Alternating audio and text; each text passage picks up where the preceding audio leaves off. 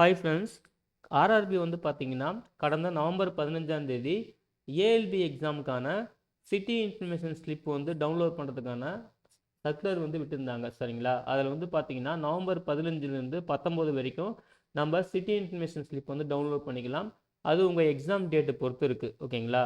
So அதை வந்து சொல்லியிருந்தாங்க. இப்போது அந்த சிட்டி இன்ஃபர்மேஷன் ஸ்லிப்பில் வந்து என்ன மாதிரிலாம் வந்து இன்ஃபர்மேஷன்ஸ் இருக்குது, எக்ஸாமுக்கான வழிமுறைகள் என்னென்ன, அதே போல் எஸ்சி எஸ்டி கேண்டிடேட்டாக இருந்தீங்கன்னா உங்களுக்கு ஃப்ரீ ட்ராவல் அத்தாரிட்டி இருக்குது, அதுக்கான வழிமுறைகள் என்ன அப்படின்னு சொல்லிட்டு முக்கியமான விவரங்களை நம்ம பார்க்கலாம். சரிங்களா?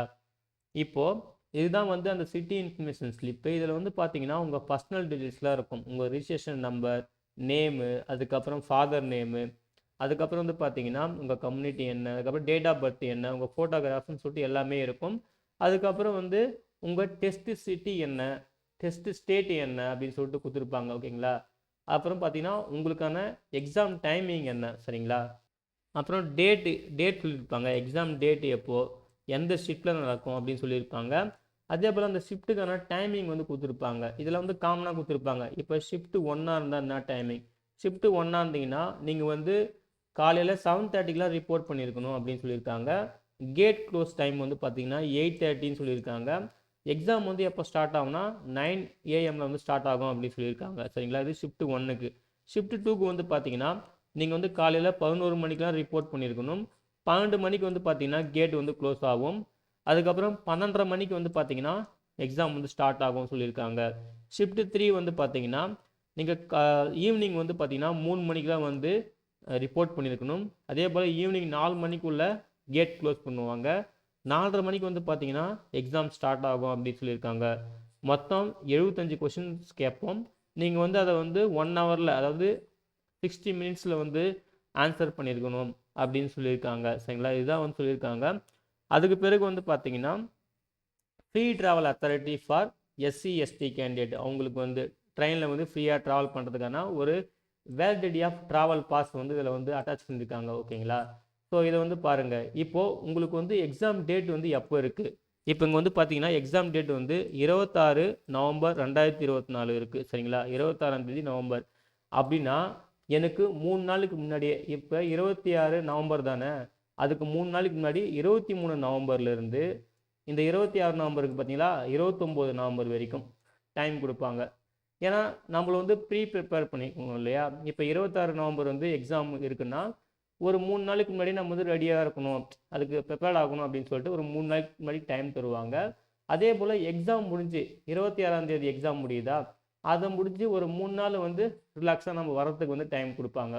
ஸோ அதுதான் வந்து பார்த்தீங்கன்னா இந்த டைமிங்.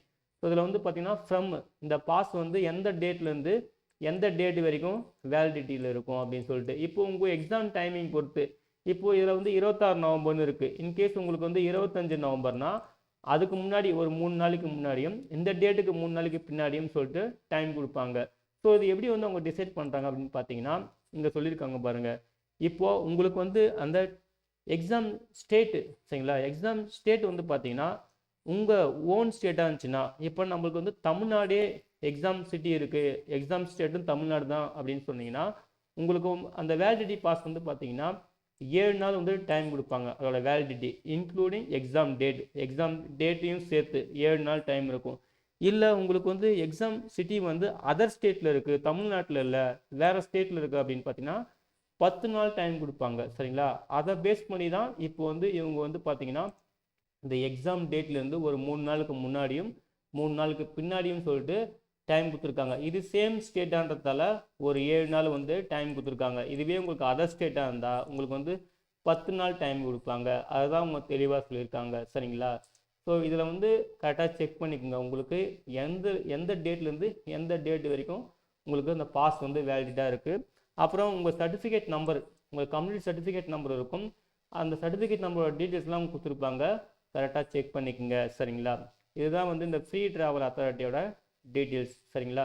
நீங்கள் வந்து ட்ராவல் பண்ணும்போது கட்டாயம் இதை எடுத்துகிட்டு போகணும். ஓகேங்களா? இங்கே வந்து சிக்னேச்சர் போடுற மாதிரி இருக்கும். சரிங்களா? நீங்கள் அந்த ரயில்வே ஸ்டேஷனுக்கு போனீங்கன்னா அவங்க வந்து உங்களுக்கு சொல்லுவாங்க, அவங்களும் கைட்லைன்ஸ் சொல்லுவாங்க. நீங்கள் வந்து ட்ராவல் ஸ்டார்ட் பண்ணுறாங்க பார்த்தீங்களா, உங்கள் ஜார்னி ஸ்டார்ட் ஆகும்போது இங்கே வந்து சிக்னேச்சர் போடணும்.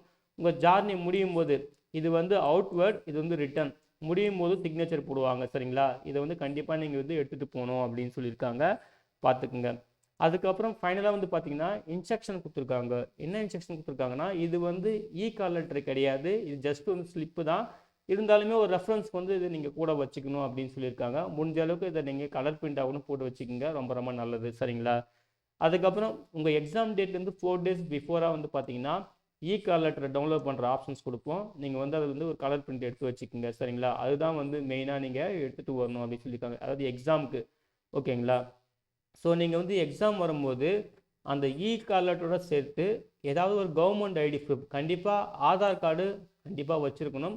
அது கூடவே வந்து பார்த்தீங்கன்னா ஏதாவது ஒரு ஐடி ப்ரூஃப் வந்து கண்டிப்பாக வச்சுருக்கணும். ஆக மொத்தம் ஒரு 2 ப்ரூஃபாவது உங்கள்கிட்ட இருக்கணும். ஆதார் கார்டு மஸ்ட்டு, அதே போல் இன்னொரு ஐடி ப்ரூஃபும் நீங்கள் எடுத்துகிட்டு வரது நல்லதுன்னு சொல்லியிருக்காங்க. இது வந்து கால் லெட்டர். அப்போது கால் லெட்டர், ஆதார் கார்டு, அதுக்கப்புறம் இன்னொரு ஒரு கவர்மெண்ட் ஐடி ப்ரூஃப் சரிங்களா. ஒரு ஐடி ப்ரூஃப் வந்து கண்டிப்பாக வச்சுக்கணும், ஒரு வேலிட் ஐடி ப்ரூஃப். ஓகேங்களா. இதை பற்றி நம்ம ஆல்ரெடி வீடியோ போட்டிருக்கோம். ஸோ 3 டாக்குமெண்ட் நீங்கள் ஒரிஜினல் வந்து கண்டிப்பாக வச்சுருக்கணும் அப்படின்னு தெளிவாக சொல்லியிருக்காங்க. கரெக்டாக நோட் பண்ணிக்கோங்க. எக்ஸாமுக்கு முன்னாடி வந்து ஆதார் வெரிஃபிகேஷன் பண்ணுவோம் அப்படின்னு சொல்லியிருக்காங்க சரிங்களா. இந்த பாயிண்டில் சொல்லியிருக்காங்க பாருங்கள், there will be Aadhaar enabled biometric verification அப்படின்னு சொல்லியிருக்காங்க எக்ஸாம் சென்டரில். ஸோ பயோமெட்ரிக் வெரிஃபிகேஷன் பண்ணதுக்கப்புறம் தான் உங்களை அலோவே பண்ணுவோம் அப்படின்னு சொல்லியிருக்காங்க. அதே போல் ஃப்ரீ ட்ராவல் பற்றி சொல்லியிருக்காங்க பாருங்கள். நீங்கள் வந்து செகண்ட் கிளாஸ் ஸ்லீப்பர் இல்லை ரிசர்வேஷன், அதில் வந்து அந்த அடிப்படையில் நீங்கள் வந்து ட்ராவல் பண்ணலாம். உங்களுக்கு எந்த விதமான சார்ஜஸும் நீங்கள் பே பண்ண தேவையில்லை அப்படின்னு சொல்லியிருக்காங்க. ஆக மொத்தத்தில் நீங்கள் வந்து பார்த்தீங்கன்னா நீங்கள் ட்ராவல் ஜார்னி வந்து ஸ்டார்ட் பண்ணும்போது உங்கள் ஒரிஜினல் எஸ்சி எஸ்டி அந்த கம்யூனிட்டி சர்டிஃபிகேட் இருக்குது பார்த்தீங்களா, அந்த சர்டிஃபிகேட் கண்டிப்பாக எடுத்துகிட்டு போகணும்.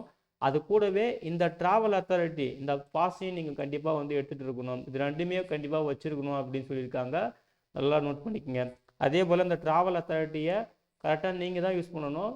இதை வச்சு நீங்கள் எதுவும் மிஸ்யூஸ் பண்ணக்கூடாது, ஃப்ராடு பண்ணக்கூடாதுன்னு சொல்லிட்டு தெளிவாக சொல்லியிருக்காங்க சரிங்களா. அதே போல் உங்களுக்கு இன்னொரு இன்ஃபர்மேஷன் என்னென்னா, இந்த இப்போதைக்கு இதில் வந்து பார்த்தீங்கன்னா இந்த ஃப்ரீ ட்ராவல் அத்தாரிட்டி இந்த பாஸ் இருக்குது பார்த்தீங்களா, இதுவே போதும் தான் சொல்கிறாங்க. இருந்தாலுமே நீங்கள் வந்து உங்கள் ரயில்வே ஸ்டேஷன் உங்களுக்கு எது நியர்பை மெயின் ரயில்வே ஸ்டேஷனோ அங்கே வந்து போயிட்டு ஒரு டைம் நீங்கள் கிளாரிஃபை பண்ணிக்கோங்க. அங்கே ஏதோ ஃபார்ம் கொடுப்பாங்க, அதையுமே நீங்கள் ஃபில் பண்ணி கொடுத்தா ரயில்வே டிக்கெட் இருக்குது பார்த்தீங்களா, அதையும் வந்து கொடுப்பாங்க அப்படின்னு சொல்லியிருக்காங்க. அதையுமே நீங்கள் வந்து கன்ஃபார்ம் பண்ணிக்கோங்க சரிங்களா. ஸோ இவ்வளோ தான் ஃப்ரெண்ட்ஸ் இந்த சிட்டி இன்ஃபர்மேஷன் லிங்க்கில் இருக்கிற இன்ஃபர்மேஷன், முக்கியமான இன்ஃபர்மேஷன் சரிங்களா. அதுக்கப்புறம் இந்த ஃப்ரீ ட்ராவல் அத்தாரிட்டிக்கான இந்த வழிமுறைகள் இவ்வளோ தான். ஓகேங்களா. ஸோ நீங்கள் வந்து முக்கியமாக கேரி பண்ணிக்க வேண்டிய விஷயம், இந்த சிட்டி இன்ஃபர்மேஷன் லிங்க்கையும் அந்த ஸ்லிப்பையும் நீங்கள் வந்து வச்சுருக்கணும். ஓகேங்களா, நல்லா புரிஞ்சுக்கங்க. இந்த ஸ்லிப்பையும் நீங்கள் வந்து வச்சுக்கோங்க. அதே போல் கால் லெட்டர் டவுன்லோடு பண்ணணும். அந்த ஆப்ஷன்ஸ் வந்து எனேபிள் பண்ணுவாங்க. உங்கள் எக்ஸாம் டேட் லாக் ஆனதுலேருந்து ஒரு 4 நாளைக்கு முன்னாடி வெப்சைட்டில் செக் பண்ணுங்கள். கண்டிப்பாக வந்து ஆப்ஷன் வந்து டவுன்லோட் பண்ணுற மாதிரி எனேபிள் பண்ணுவாங்க. அப்புறம் ஹால் டிக்கெட் வந்து எடுத்து வச்சுக்கணும். ஹால் டிக்கெட் கூட வந்து பார்த்தீங்கன்னா ஆதார் கார்டு கம்பல்சரி இருக்கணும். அதே சமயத்தில் ஒரு வேலிட் ஐடி ப்ரூஃப் வந்து வச்சுக்கோங்க. ஓகேங்களா. ஸோ இதுதான் வந்து நீங்கள் வந்து எடுத்துகிட்டு போகிற மாதிரி இருக்கும். அதே போல் மற்ற திங்ஸ், அதாவது பென்னு ஒன்று எடுத்துக்கணும். அதுக்கப்புறம் பேக் எடுத்துகிட்டு போனீங்கன்னா அங்கே க்ளோக் சிம்பிளாக இருக்கும் சரிங்களா. அங்கே போயிட்டு நீங்கள் வந்து உங்கள் பேக்லாம் வச்சுக்கலாம். ஆனால் உள்ளே போகிறப்போ பென்னு இந்த டாக்குமெண்ட்ஸ் மட்டும் தான் இருக்கிற மாதிரி அலோவ் பண்ணுவாங்க, மற்றபடி வேறு எதுவும் எடுத்துகிட்டு போக முடியாது சரிங்களா.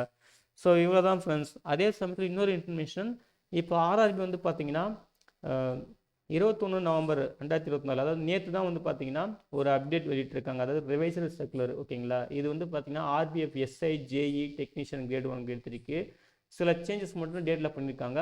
இதை பற்றி நம்ம ஆல்ரெடி ஒரு வீடியோ போட்டிருக்கோம், அந்த வீடியோவை நீங்கள் பார்க்கணுன்னா பார்த்துக்குங்க சரிங்களா. இது ரிவைசல் எக்ஸாம் ஷெடியூல். ஓகேங்களா. ஸோ இதை பற்றி நம்ம சொல்லியிருக்கோம். ஸோ இவ்வளோ தான் ஃப்ரெண்ட்ஸ் இந்த சிட்டி இன்ஃபர்மேஷன் ஸ்லிப்பில் இருக்கிற விஷயம். ஓகேங்களா, முக்கியமான விவரங்கள். ஸோ இந்த வீடியோ பிடிச்சிருந்தா மறக்காமல் லைக் பண்ணுங்கள், மறக்காமல் உங்கள் ஃப்ரெண்ட்ஸுக்கும் ஷேர் பண்ணுங்கள். அட்லீஸ்ட் யாராவது ஒருத்தருக்காவது யூஸ்ஃபுல்லாக இருக்கும். ஓகேங்களா. எல்லா எக்ஸாமுக்கும் நல்லா ப்ரிப்பேர் பண்ணுங்கள். எக்ஸாம் வந்து நல்லா அட்டன் பண்ணுங்கள், பயம் இல்லாமல் அட்டன் பண்ணுங்கள். ஓகேங்களா. எல்லாருக்கும் wish you all the best. சேஃபாக போயிட்டு வாங்க சரிங்களா. தேங்க்யூ.